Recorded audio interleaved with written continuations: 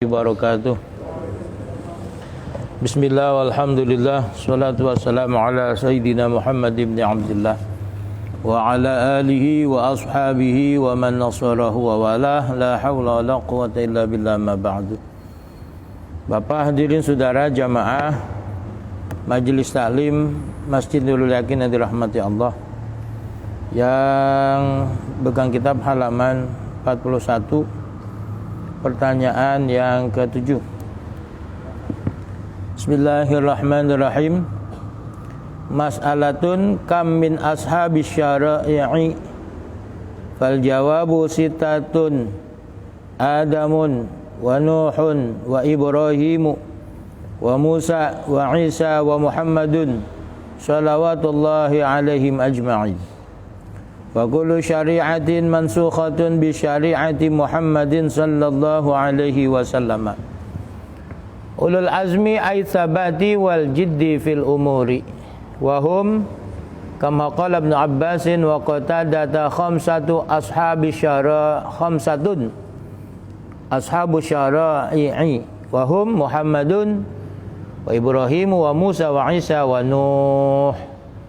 Wa nadhamahum ba'duhum fi baitin min at-tawili faqala Muhammadun Ibrahimu Musa kalimuhu Isa wa Nuhun hum ulul azmi wa Isa wa Nuhun hum ulul azmi fa'lami. Wa qala Muqatilun wa ulul azmi sittatun Nuhun umruhu alfu sanatin wa arba'u mi'atin wa khamsuna sanatan sabara ala adha qawmihi wa Ibrahimu sabara ala nari wa Ishaqu sabara ala dhabhi wa Yaqubu sabara ala faqdi waladihi wa dhahabi basarihi wa Yusufu sabara fil jubbi was sijni wa Ayyubu sabara ala dharri wa syari'atul qadimatu mansukhatun idza lam takun muwafaqatan li syari'atihi sallallahu alaihi wasallam. Faqad kana min syari'ati Adam alaihi salam tazwijul akhi min ukhtihi allati lasat amatahu. Qala Muhammadun al-Jauhari wa qad ittafaqu ala tahrimihi ba'da Adam alaihi salam. Wad dalilu ala tahrimi tazwijil akhi min ukhtihi allati lasat amatahu qauluhu ta'ala wa man yabtaghi ghairal islami dinan falan yuqbala minhu wa huwa fil akhirati minal khasirin. Bapak hadirin saudara jamaah Majelis Taklim Masjid Nurul Yakin yang dirahmati Allah, wabil khusus Pamanda Bapak Haji Ghazali Musandib, Ketua DKM Masjid Nurul Yakin Bapak Haji Nurul Khaliq beserta jajarannya, Bapak hadirin saudara para sesepuh bini sepuh, Bapak Haji Abdul Malik alhamdulillah telah kembali. Bapak Haji Suparta telah melanglang buana deh. Sudah kembali, alhamdulillah, mudah-mudahan kita sehat semua, panjang umur, amin ya rabbal alamin. Bapak dan saudara, kemarin kita sudah bahas tentang masalah beriman kepada para nabi. Nabi itu seorang yang dipilih oleh Allah untuk menyampaikan risalahnya, wahyunya. Nabi itu semuanya jujur, benar, gak ada yang bohong. Nabi itu makhluk Allah yang akhlaknya paling baik dan tampilan fisiknya juga paling sempurna. Nabi itu nggak ada yang pincang, Nabi nggak ada yang sengkleh, nggak ada yang stroke, nggak ada yang kena penyakit membuat orang jadi geli, seperti kan yang dituduh Israiliyat itu. Nabi Ayub itu punya penyakit kusta, dagingnya merotolin, itu nggak mungkin. Kalau para nabi itu punya penyakit kayak begitu. Nah, Nabi ini dapat wahyu, apa sih wahyu? Informasi dari Allah. Lewat perantaraan turunin kitab, lewat mimpi, lewat rasul, lewat malaikat, atau lewat langsung. Allah panggil langsung. Perintahnya itu seperti perintah sholat 5 waktu yang Allah berikan kepada baginda Nabi Muhammad sallallahu alaihi wasallam. Nah, kemarin juga Nabi itu semuanya terjaga dari perbuatan dosa, dosa kecil maupun dosa besar. Kecil aja kagak, apalagi gede. Nah, bagaimana kisahnya Nabi Adam? Nabi Adam itu tidak melakukan perbuatan dosa. Ya, Nabi Adam itu hanya melakukan sesuatu yang gak pantas dilakonin oleh seorang nabi dan rasul. Contohnya kayak ada ulama besar makan di warteg sambil angkat kaki. Itu bukan dosa, tapi buat orang sekaliber beliau ini gak pantas. Nah, kayak begitu. Itu bukan perbuatan dosa. Kalau kita makan di mana jadi. Contoh lagi kan kita kalau kondangan ya, kita kondangan itu makan sejadi-jadinya. Kondangan di gedung, tempatnya sedikit, ya ketemu makan aja udah sambil diri. Kita pantas. Tapi kalau ulama nggak pantas. Makanya ada VIP. Biasanya kan di gedung tuh ada VIP ya. Kita jangan nyerobot. Dudunggone. Jadi untuk apa? Untuk beliau-beliau itu. Kalau kita makan sambil jongkok gak jadi aja kita, siapa yang peduli. Tapi untuk beliau-beliau ini gak pantas. Nah, itu kesalahan. Kalau dikatakan kesalahan itu kayak begitu. Nabi Adam melakukan sesuatu yang tidak semestinya beliau lakukan, bukan sebuah perbuatan dosa. Nah, lanjutnya Nabi itu ada berapa? Banyak sekali. Yang disebutkan di Quran hanya 25. Dan kita kudu tahu, bukan kudu hafal, kudu tahu. Ada Nabi Ilyas, ada Nabi Ilyasa. Ilyasa itu kawan. Ilyasa muridnya Nabi Ilyas. Nah, Ilyas ini anaknya Nabi Ayub. Nah, itu nabi-nabi. Ada lagi Nabi Zulkifli yang nggak populer. Nah, itu apa namanya, luar biasa nih, banyak nabi-nabi dan rasul-rasul yang namanya nggak populer. Ada lagi nabi, kalau Bani Israel itu kan banyak sekali nabi. Ada Nabi Daniel, Nabi Samuel. Nabi Daniel, Nabi Samuel itu nabi karena bahasanya bahasa Bani Israel, Ibrani ya begitu namanya. Ya kayak Jibril, Mikail, Israfil, Israel itu bukan bahasa Arab. Ya Jibril. Jadi kalau orang Eropa Gabriel atau Gabriel. Jibril. Terus sekarang jadi menteri duta besar Indonesia di Arab Saudi. Agus Maftuh Abe Gabriel. Abi Jibril maksudnya, Abe Gabriel. Nah, sekarang ini akan kita membahas tentang nabi-nabi yang memiliki syariat. Jadi yang mengajarkan syariat. Tidak semua nabi mengajarkan syariat, hanya 6 orang nabi yang memiliki syariat. Nabi-nabi berikutnya seterusnya itu hanya meneruskan syariat nabi-nabi yang 6 orang ini. Bismillahirrahmanirrahim. Mas'alatun, sebuah pertanyaan, sebuah masalah. Kam, berapa banyak min ashabi syara'i, nabi yang mengajarkan syariat. Mengajarkan syariat itu berapa banyak? Fal jawabu, maka adapun jawabannya sitatun, ada 6. Jadi nabi yang membawa ajaran syariat itu ada 6. Siapa? Ya pertama Nabi Adam tentunya. Nah, yang pertama Adamun, Nabi Adam. Nah, Nabi Adam itu dia mengajarkan salah satu syariatnya yaitu kawin insest, kawin sedarah.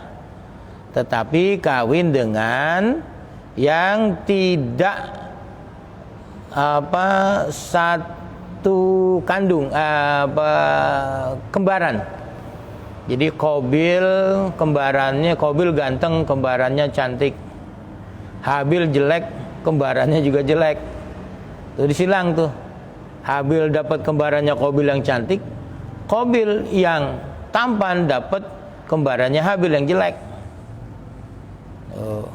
Kira-kira nih Pak, kita dijodohin mau bapak kita, lu kawin sama Nuno.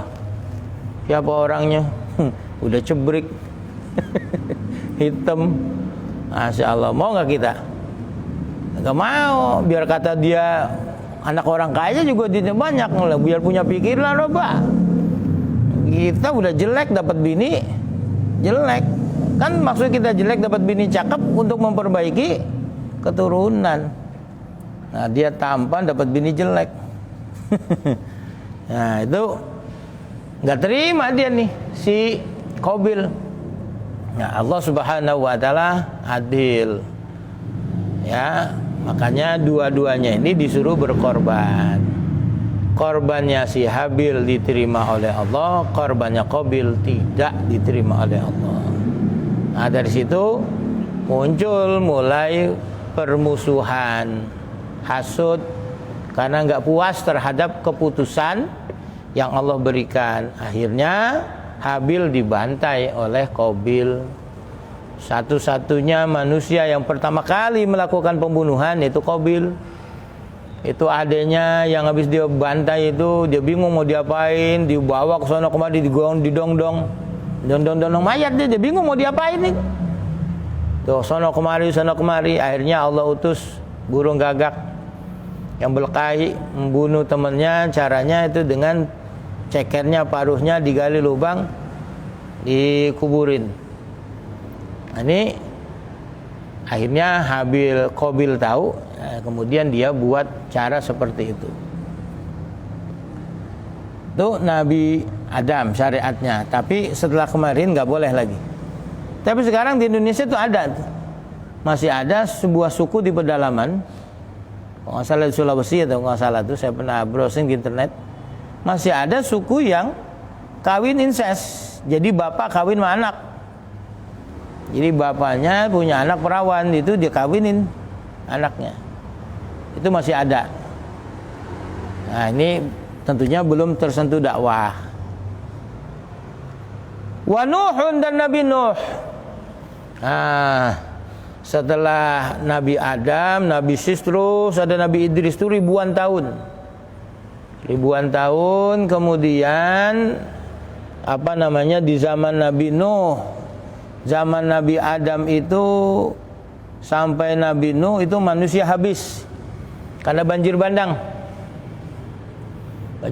Kemudian manusia yang ada saat itu tersisa hanya di perahunya Nabi Nuh. Jadi sepasang. Itu juga binatang semua masuk ke dalam perahunya Nabi Nuh. Sepasang. Kucing sepasang, anjing sepasang, gajah sepasang. Semuanya sepasang.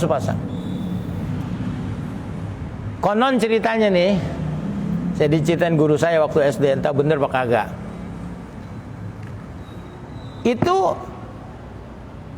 Nabi Nuh buat peraturan tidak boleh kawin.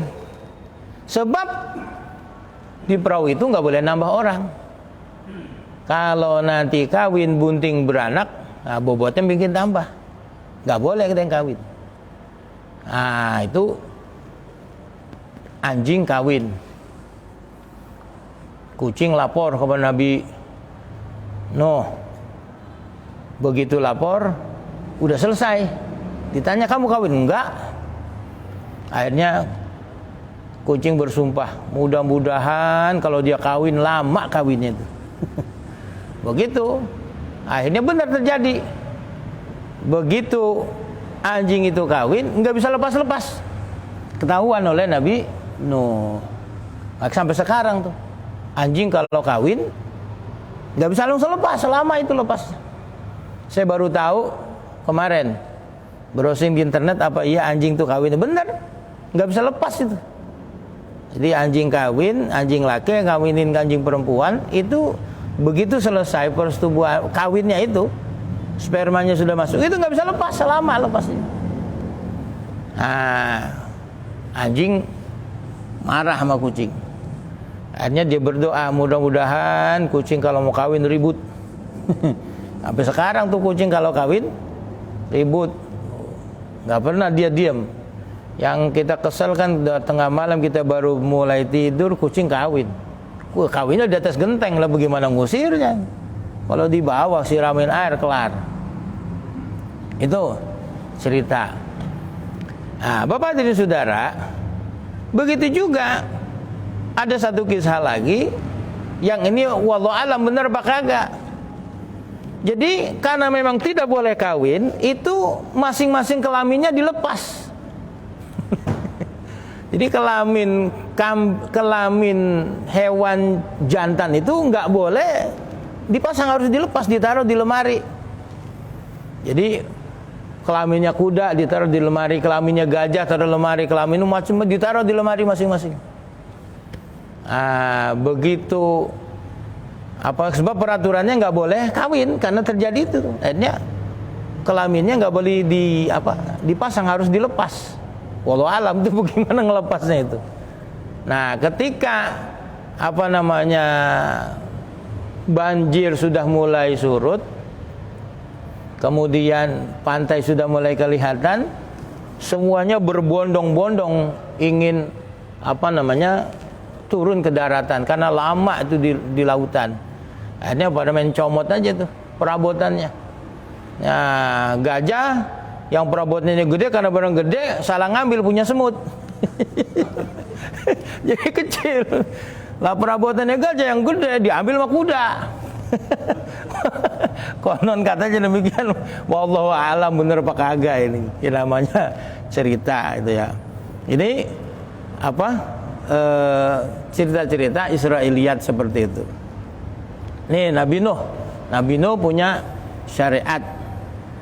Wa Ibrahimu, dan Nabi Ibrahim yang punya syariat, di antaranya syariatnya itu khitan.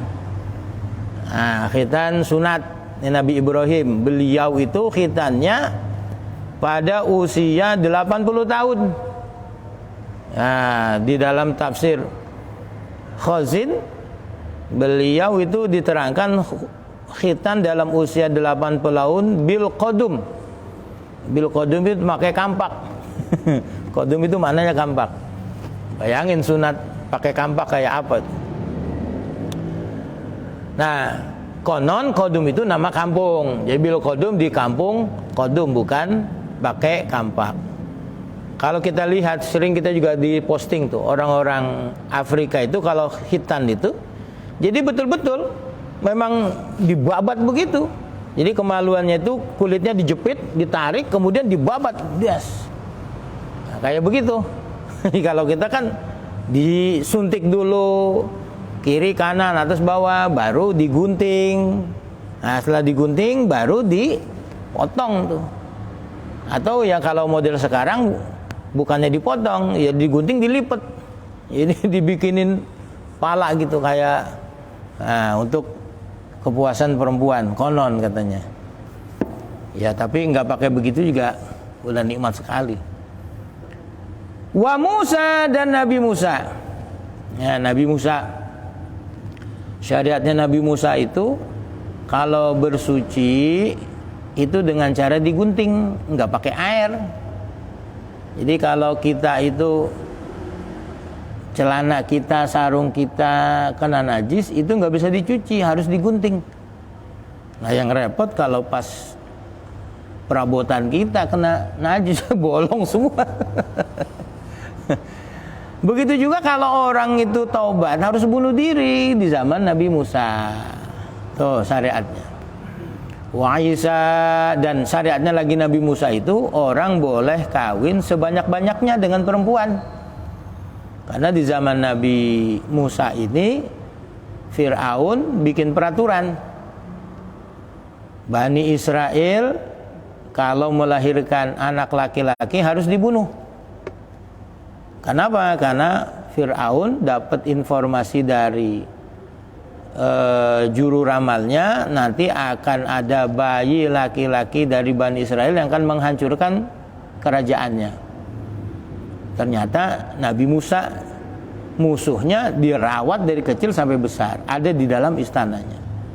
Nah, karena yang perjaka itu nggak ada, perawan banyak, yang lahir perempuan dibiarin hidupnya laki-laki, dibunuh semuanya. Nggak ada perjaka, yang ada aki-aki model umuran Pak Haji Parta, Pak Haji Malik. Perawan ngambrak, jadi boleh kawin sebanyak-banyaknya, nggak dibatasin. Makanya sampai Nabi Sulaiman itu punya bini 1000, ya itu. Kita terus berpikir, coba ya kita hidup zaman Nabi Musa, punya bini banyak. Ya kalau beriman, kalau kagak kan repot. Wa Isa, dan Nabi Isa. Nah, syariatnya Nabi Isa itu nggak boleh punya bini kecuali 1. Kenapa? Nabi Isa tuh pergi-pergian, jarang di rumah.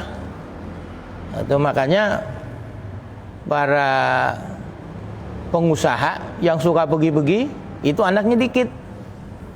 Kenapa? Jarang ketemu bininya. Nah, kalau udah ketemu juga udah capek, jadi tidak produktif. Nabi Isa tuh karena beliau juga tidak kawin dan syariatnya nggak boleh punya istri lebih dari 1, hanya 1. Makanya tuh orang-orang Nasrani ya banyak yang masuk Islam gara-gara ini juga, karena boleh poligami, bukan hanya 1 tapi boleh lebih dari 1. Wa Muhammadun sallallahu alaihi ajma'in, dan Nabi Muhammad sallallahu alaihi wasallam, mudah-mudahan Allah merahmati mereka semuanya. Jadi nabi-nabi yang punya syariat hanya ada 6. Wa kullu syari'atin mansukhatun bi syari'ati Muhammadin sallallahu alaihi wasallam. Wa kullu syari'atin, dan semua syariat mansukhatun sudah disalin, di amandemen, bi syari'ati Muhammadin sallallahu alaihi wasallam, dengan syariatnya Nabi Muhammad sallallahu alaihi wasallam. Syariat nabi-nabi semuanya tidak lagi berlaku, diganti dengan syariat Nabi Muhammad. Termasuk syariatnya Nabi Musa itu yang kalau pakaiannya bernajis harus digunting, itu bisa disucikan dengan air, dicuci, itu boleh. Kemudian orang kalau berdosa, tobat nggak usah bunuh diri, cukup dengan istighfar. Itu diganti di syariatnya. Begitu juga kawin incest. Nah, itu tidak boleh lagi sekarang. Ya, kawin sedarah. Bahkan kalau kawin dengan orang lain, tapi dengan saudara, tapi saudara-saudara dekat, misanan, sepupu. Nah, itu kalau di dalam kitab Uqudul Jen itu nggak bagus, kawin dengan sepupu. Jadi misanan dikawinin itu boleh, tetapi itu tidak bagus kalau dalam kitab Uqudul Jen. Tetapi itu tidak berlaku. Dibuntet itu sepupu sama sepupu dikawinin. Asal kecilnya teman main, teman berantem, akhirnya jadi laki bini. Nah, yang saya bingung, kok bisa punya anak? Kok ya tega gitu ya. Abang ngawinin adenya meskipun abang sepupu. Nah, itu boleh. Dan dibuntet tidak berlaku itu. Apa yang ada dalam kitab buku dulu Jen.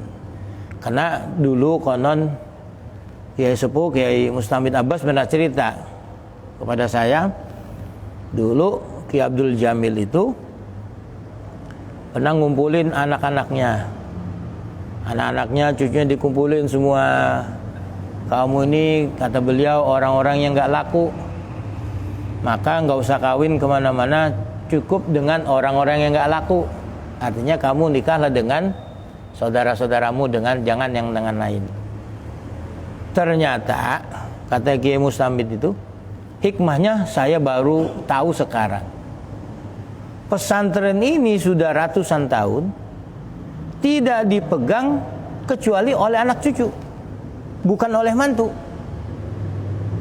Nah, seperti pondok saya Langitan, itu pendirinya Kiai Muhammad Nur.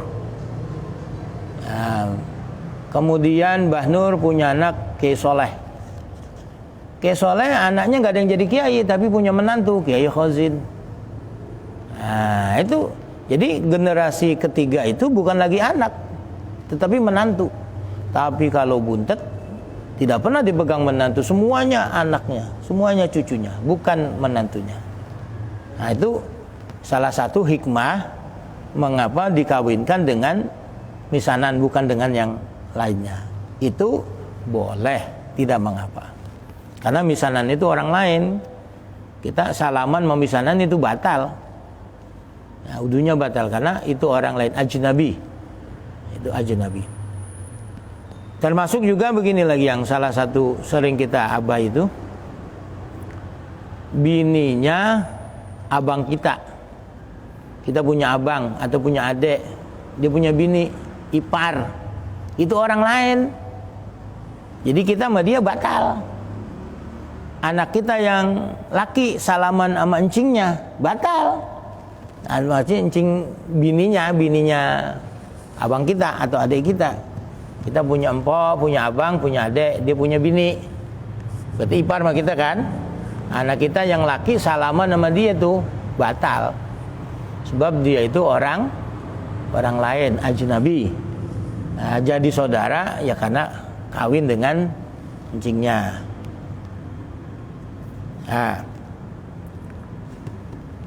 ulul azmi ay as-sabati wal jiddi fil umuri. Jadi di samping ada Rasul yang 6 ini, juga ada Rasul ulul azmi. Kita kenal ulul azmi itu maksudnya apa sih? Ulul azmi ay sabati wal jiddi fil umuri, yaitu punya ketetapan hati, bersungguh-sungguh dalam berbagai urusan. Dia sungguh-sungguh di dalam urusan, jadi dikasih beban syariat untuk mengajarkan, berdakwah meskipun tantangan besar itu dijalanin, tidak mundur meskipun tantangannya berat.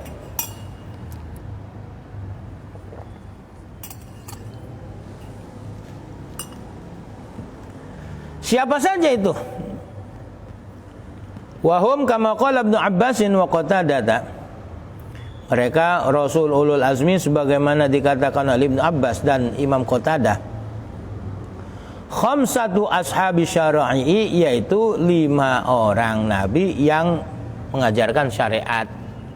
Jadi kalau tadi yang mengajarkan syariat ada 6, tapi ulul azmi hanya 5. Siapa saja? Wahum Muhammadun, ya Nabi Muhammad. Kayak apa? Sering kita dengar ceritanya, perjuangan beliau bukan hanya kekerasan fisik, tapi juga kekerasan verbal, kekerasan sikap. Itu semuanya dialami oleh Nabi. Apakah Nabi mundur? Tidak. Nabi terus luar biasa. Kenapa? Ya karena memang pilihan Allah. Kalau kita, wah, ada mangkel, bodoh amat, mau syukur oh, ikut ya udah. Mau syukur kagak ya udah. Begitu kalau kita mah. Nabi Muhammad tidak. Sampai-sampai kisah yang masyhur kita dengar. Ketika beliau berdakwah ke Taif agar orang-orang di sana beriman kepadanya, apa yang perlakuan orang Taif kepada Nabi, beliau dilempari batu. Sampai-sampai malaikat Jibril itu gregetan. Orang mau diselamatin kok malah nyelakain orang yang mau berdakwah. Hanya malaikat Jibril menawarkan, ya Muhammad, gimana nih? Gunung Uhud tibain ke sono? Jangan, biarin aja. Saya berharap nanti anak cucunya beriman kepada saya. Itu doanya Nabi. Kalau kita ya mungkin udah gregetan, habisin. Jangan tinggalin. Seperti doanya Nabi Nuh, Rabbi la tadhar 'alal ardi dayyara minal kafirina dayyara. Ya Tuhan, jangan tinggalin, habisin semua, babat habis. Kalau kita tuh begitu. Ya Muhammad tidak. Ulul azmi. Wa Ibrahim, dan Nabi Ibrahim. Ini orang yang luar biasa juga. Pertama karena beliau mampu mengalahkan egonya, perintah Allah untuk nyembelih anaknya Ismail. Ya, bukan main-main ini. Baru punya anak, anaknya mulai gede, ya, mulai menunjukkan bakatnya, orangnya taat sama bapaknya, terus tampil, tampan. Allah perintah sembelih, itu pun lewat mimpi. Nah kalau ada orang sekarang, ngapa lu bunuh tuh orang? Saya dapat wangsit mimpi, ya, itu setan itu. Nah, ini dilaksanakan oleh beliau. Selanjutnya juga beliau ini mampu berdakwah, mengajak Raja Namrud untuk beriman, meskipun itu tantangannya luar biasa. Sampai-sampai untuk membuka nalar manusia saat itu, Namrud khususnya, beliau itu karena di lapangan itu, gampangnya sekarang di alun-alun itu banyak patung-patung berjejeran sembahan mereka. Yang di tengah-tengah paling gede sama Nabi Ibrahim, dihancurin semuanya itu pakai kampak, kiri kanan semuanya hancur. Kemudian kampaknya dikalungin di patung yang paling gede. Ada orang yang tahu, lapor, karena Nabi Ibrahim ditangkap. Apakah ente benar ngelakonin ini? Anta fa'alta bi alihatina. Wahai Ibrahim, kau yang melakukan ini kepada Tuhan-Tuhan kami? Apa kata Nabi Ibrahim? Bal fa'aluhum hadza. Ya betul saya yang ngelakonin. Tetapi yang paling besar ini. Maksudnya Nabi Ibrahim. Tapi mereka pahamnya lain. Bukan saya yang ngelakonin, ini yang paling gede. Nah ini akhirnya mereka ngomong, mana mungkin mereka patung ini bisa menghancurkan. Lah kalau tahu nggak bisa ngapa-ngapain, ngapa disembah? Nabi Ibrahim untuk membuka. Nah karena mereka ini sudah kadung emosi, dibuka nalarnya nggak masuk-masuk, akhirnya Nabi Ibrahim dibakar. Apa yang terjadi ketika dia dibakar? Beliau berdoa, ya narukuni bardan wa salaman ala Ibrahim.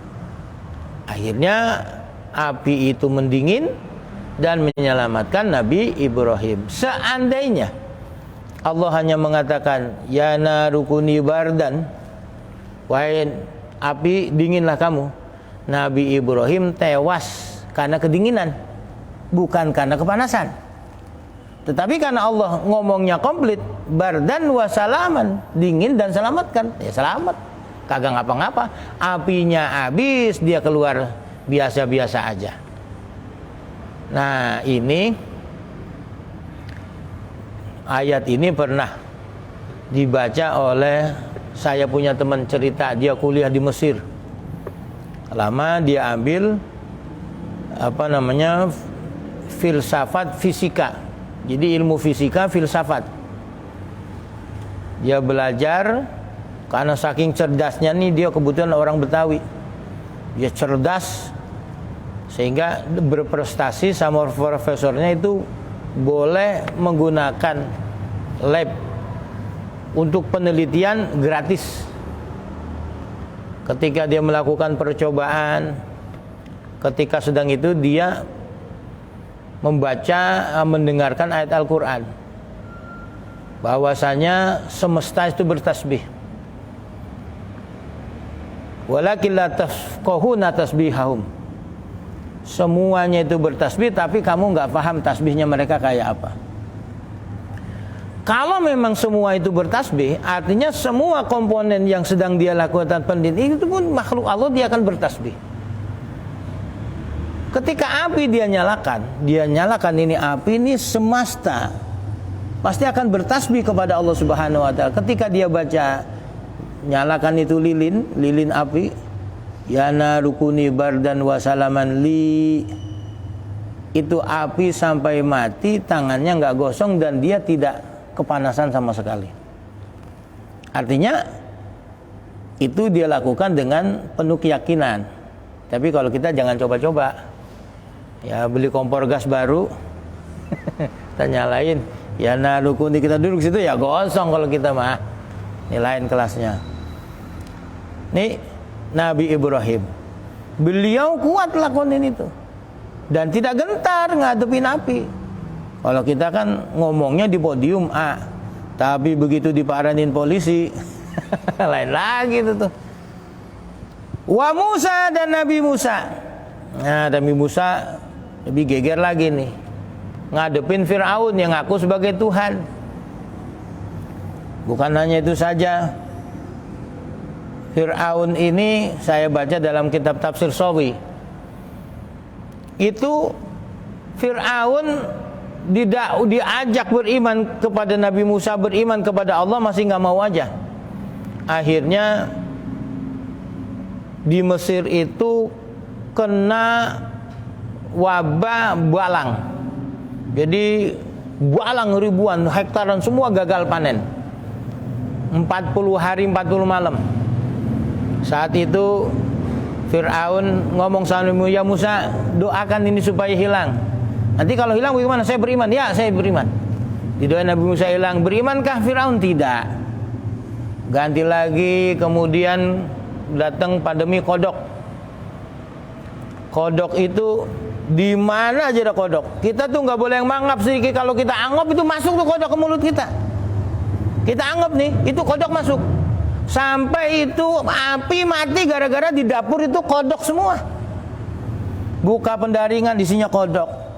Kita duduk nih, kiri kanan kita kodok, kita bangun itu penuh kodok. Kita nggak bisa duduk, kita jalan, kita diri, itu di sekelilingnya kita kodok. Kita angkat kaki kita, udah penuh kodok. Jalan ke sana pasti nginjek kodok. Ini bingung nih, nggak bisa tidur. Kita kalau tidur kan celentang. Kalau kita celentang, kita miring, itu di belakang kita udah kodok semua tuh. Kagak bisa celentang. Itu 40 hari 40 malam didoakan oleh Nabi Musa, hilang semua. Berimankah Firaun? Tidak. Kemudian kekeringan. Kekeringan itu apa namanya? Sampai orang-orang, ini lucunya, yang kekeringan itu hanya orang Kipti, tapi Bani Israel tidak. Itu sampai minum keluar darah, air jadi darah. Sampai-sampai orang Mesir itu minta kepada Bani Israel, coba ente minum, ntar itu tuang ke mulut saya. Ayo, tuang ke mulut saya. Sampai begitu, sampai di mulutnya orang Mesir itu jadi darah. Udah dah, ganti aja nih, ganti batu aja, ente emut-emut, barangkali ntar keluar air, itu yang keluar darah. Sampai begitu. Didoain oleh Nabi Musa hilang. Beriman ke Firaun? Tidak. Justru malah luar biasa perjuangannya. Ini orang yang kekeh berjuang. Diapain aja nggak mundur. Wa Isa dan Nabi Isa. Nabi Isa juga berjuang kepada Bani Israel yang menganggap dirinya sebagai anak Tuhan. Ibunya sebagai apa namanya, orang yang apa, istrinya Tuhan, gampanglah begitulah. Orang suci itu tidak demikian. Beliau tolak itu semuanya. Nah, ini perjuangan juga luar biasa. Beliau sampai apa namanya, mau dibunuh, tetapi Allah selamatkan. Wa Nuhun dan Nabi Nuh. Nabi Nuh juga perjuangannya luar biasa. Mereka semua ini adalah orang-orang yang memiliki azam, memiliki cita-cita yang luar biasa untuk berdakwah, menjalankan perintah Allah. Wa nadhamahum ba'duhum fil baiti min at-tail wallahu a'lamu bisawab. Demikian Bapak dan Saudara kajian kita malam ini, mudah-mudahan bermanfaat. Sebelum saya akhiri, mungkin ada yang mau didiskusikan, saya persilakan. Ya.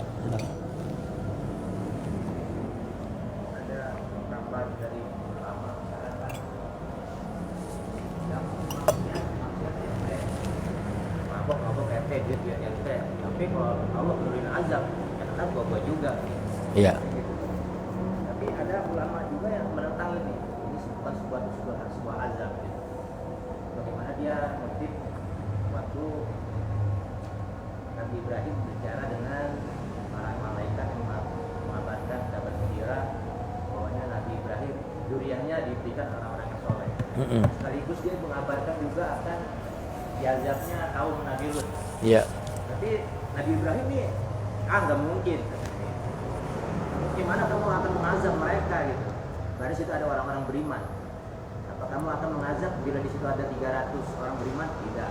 200 tidak. 100 tidak. Satu orang tidak juga katanya gitu. Nah, ini jadi apa namanya? Kalau potensi Allah bilang memberikan azab itu hanya potensi kan. Meskipun Allah bisa itu potensi gitu. Yeah. Tapi rahmatnya udah pasti gitu. Yeah. Azabnya ini belum pasti. Iya. Nah, yang dulu memang azab gitu, tapi semuanya orang-orang beriman itu diselamatin dulu gitu. Makanya gimana kita bilang itu sebuah azab, bukannya kayak di Aceh gitu. Ada yang bilang itu banyak maksiat gitu, kayak di Tasik itu banyak maksiat. Ada orang yang bilang, tapi itu kan yang mati itu kan orang Islam kan itu mati sakit. Gimana kita bilang itu azab? Iya. Jadi ya kalau dibilang tsunami atau gempa, ya udah sampai di situ. Tidak sampai di mata partun gitu. Iya. Jadi udah cukup situ aja yang masalah azab ya nggak usah diterusin gitu. Iya. Nah ini gimana? Baik. Jadi begini Bapak dan Saudara, bahwasanya azab Allah Subhanahu wa taala itu yang diceritakan di dalam Al-Qur'an itu memang ditimpakan kepada kaum-kaum terdahulu. Kalau yang sekarang apakah itu azab? Itu bukan sebagai sebuah peringatan dari Allah Subhanahu wa taala kepada umat manusia. Sebab apa? Sebab ini tidak ada penjelasannya yang mengatakan ini azab. Kalau kaum-kaum terdahulu yang udah jelas-jelas itu diazab oleh Allah Subhanahu wa taala. Kalau sekarang tidak ada keterangan di Qur'annya itu azab. Tapi itu adalah merupakan bencana, musibah yang Allah timpakan kepada kita umat manusia. Sebab ini bukan lagi azab. Apapun itu bentuknya. Ini peringatan buat kita. Ya, agar kita ingat bahwasanya Allah Subhanahu wa taala itu Maha berbuat sekehendaknya. Tetapi kalau memang kita itu senantiasa beristighfar, mohon ampun kepada Allah, ya meskipun nanti kita terkena dampaknya, tapi kita bisa bersabar menerima ujian dari Allah Subhanahu wa taala. Jadi demikian. Jadi memang betul kita jangan mengatakan ini sebuah azab. Ini adalah sesuatu yang menimpa, yang menyakitkan buat kita umat Islam. Cukup ya? Baik, lebih kurang mohon maaf. Assalamualaikum warahmatullahi wabarakatuh.